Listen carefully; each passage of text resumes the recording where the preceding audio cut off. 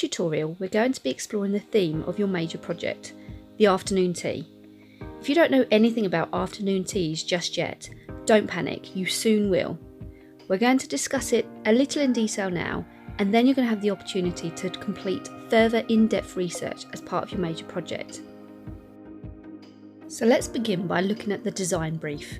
This is effectively the task telling you what you're doing for your major project. Afternoon teas are an increasingly popular event that a range of people can now enjoy.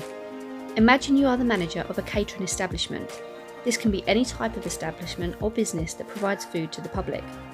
Design, plan and make an afternoon tea that provides at least 4 different products. 2 of these products should be sweet and 2 should be savoury. Now there are some things we need to consider in a little more depth before we start our research. There are a lot of clues within this design brief that give you tips and ideas as to where you could go with your research. When we look at the first sentence, it highlights that a range of people are now finding afternoon teas more popular. This means that your target market isn't restricted to one kind of person, and actually any kind of person or group of people might enjoy an afternoon tea. This means that you're going to have much more creative freedom when designing your afternoon tea, so you'll need to think about what type of person or group of people you're trying to cater for. It goes on to say that you're the manager of a catering establishment, but it could be any type of catering establishment or business.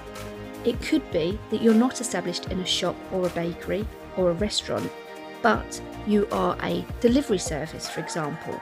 Again, by thinking about what type of establishment you might be running, it's going to give you a better sense of direction for when you're planning your afternoon tea. And then finally, you're being asked to make at least 4 different products, 2 of which need to be sweet and 2 need to be savoury. But actually you're not limited to that.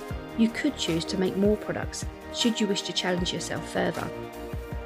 Think as well about what you want to serve it alongside.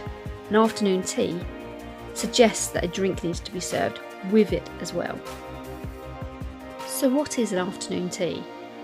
Now you'll have the opportunity to complete research in much more depth on this matter. But just to give you an idea, it's a British tradition and was introduced as a mini meal between lunch and dinner time, because traditionally dinner time wasn't until 8 p.m, which was quite late in the day, so people often needed something to tide them over. So an afternoon tea was introduced in the 1800s.